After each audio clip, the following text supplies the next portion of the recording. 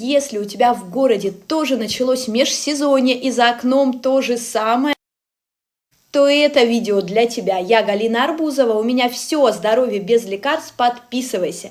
Мы все привыкли, что осень, сезон ОРВИ, все болеют, мы думаем, что это уже нормально.